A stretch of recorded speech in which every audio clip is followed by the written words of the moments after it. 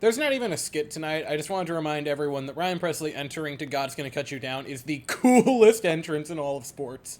Hi, I'm Weston. I love talking about the Astros, and I'm here to talk about Game 28 of the regular season, where the Astros win 4-3 over the Philadelphia Phillies and salvage at least one game out of the series. To kick the video off with pitching, Jose Urquidy was fine. 5 1/3, 3 hits, a pair of runs. Both of them were home runs. Only 1 walk, 3 strikeouts. I want to say 12 swings and misses, 5 hard hit balls, which is right about where you like it, only about 1 an inning. That's perfectly fine.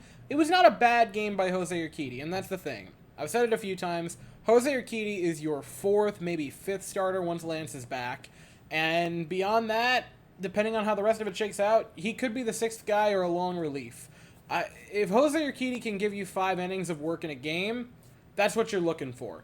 If the run total, to me, is secondary when you get to the bottom end of your rotation. You're just looking for innings, just looking for your bullpen to be able to rest, to be ready for other games. And Jose Urquidy usually does that. Granted, the last game in Tampa didn't go that way, but tonight it did. He got you to the 5th inning, and he probably would have kept going. He's only at 84 pitches. He probably would have gotten you through the 6th inning, but leaves with an injury in the 6th inning off of a pitch.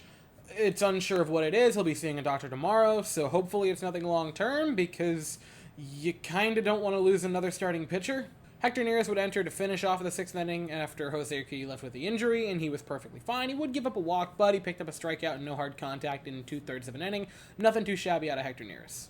Then we get to Rafael Montero, and it's strange because it took him 19 pitches to get through the 7th inning. He would give up a pair of hits, including a hard hit ball, but he also got a pair of strikeouts and 7 swings and misses. So I'm going to say it was a pretty darn solid inning of work from Rafael Montero. Ryan Abreu would enter in the 8th inning and pitched fine. He would be the recipient of a fielding error, allowing a run to score while being unearned, would pick up a strikeout. It was not a wonderful inning or anything out of Brian Abreu, but it also wasn't terrible. But it was when you started to tug on the collar, because all of a sudden salvaging a game now is 1 run, but, 9th inning, and, Ryan Presley in the 9th inning, who just loves to finish off series against the Philadelphia Phillies, picks up a strikeout in a 1-2-3 9th inning of work to pick up the save and give the Astros at least 1 in the 3-game set against Philly. And side note, in God's Gonna Cut You Down, there is a line saying that God sent Johnny Cash to do his will, and I interpret that for Ryan Presley, that he's saying God himself sent him to strike out players, which is kind of amazing. As for the offense, they finally scored more than 1 run. Congratulations, you get the bare minimum award. Hey, I can throw it back up there. Side note, the Astros over the past 4 games have scored 7 runs, so they're averaging less than 2 runs a game, and they are 2-2 in those games, which is stupid. Alex Bregman had an incredibly on-brand day, going 1 for 2, but reaching base 3 times via a pair of walks. Yordan Alvarez as well would reach base a couple of times, picking up a walk and a base hit.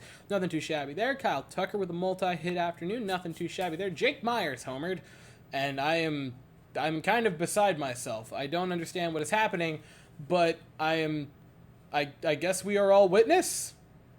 Feels strange to say. And Martin Maldonado breaking an 0 for 24 streak, getting a multi-hit evening. Even though he had a multi-hit evening, one of them being a double, it still only raises his WRC plus to like a 41. And that brings me to a point that I wanted to talk about, which is a quote from Dusty Baker talking about why Yainer Diaz has just not been getting at bats this season. And there's one little piece of it that bothers me, and I'll get to that quickly. Well, because you have to field the best team for that daily basis. Plus, Maldi. These guys love throwing to Maldi. That's the most important combination there is on the field. Your catcher and your pitcher. Plus, it's been difficult because we've had every 6 days off.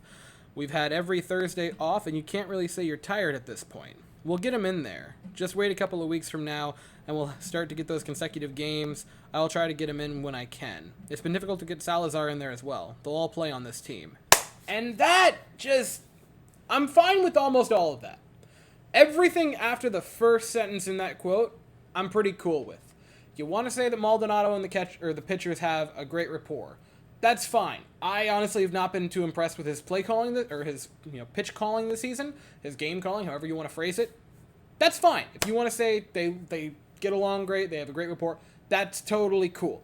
If you want to say the fact that, hey, it's the early part of the season, Maldonado is an older player. It's very likely that come July, August, and especially September, you're probably going to be looking at him needing a lot of time off. That's cool. And I'm comforted by the fact that he also brings up there's been a lot of off days, which usually the Astros kind of don't have those. Last year, it felt like we had 2 days off the entire season, and I'm barely exaggerating. That's what it felt like. Whereas this season, there's been quite a few with the new... actually not having to play a shortened season because of a player strike kind of helps that along. And so saying that they'll get in there is fine. My only issue with the quote is the start of it of, well, because you have to field the best team for that daily basis. I'm sorry. I don't know how you can look at Martin Maldonado, who is currently sporting an OPS of 484, WRC plus at like 40, and came into today with an 0 for 24 streak and say that he gives you the best team to field for that day. And on that note as well, Rylan Bannon got another game, and another 3 at-bats, and another multi-strikeout game, and I'm not trying to beat down on a guy, but I understand you're dealing with a lot of injuries. But saying it like that, while just clearly not putting the best players in, who maybe deserve more time there, like Dubon, like Jolks, and you might say, well, Weston... they've been playing a lot. They need a day off, and I would say, yeah, you're right. Same should apply for Maldonado. I know a lot of you are probably going to chime in and say, well, Weston, I think Dusty Baker knows what he's doing. And I would say you're correct. I praised him extensively last season for the fact that, in my opinion, he more or less won us the World Series with his masterful management through the entire month of October. But just like every other player, just like every other position, I think it's fair to criticize a person when they're doing questionable things, and with some of the things to start this season, I've questioned a few of his moves. I'm not saying to fire Dusty Baker or anything along those lines.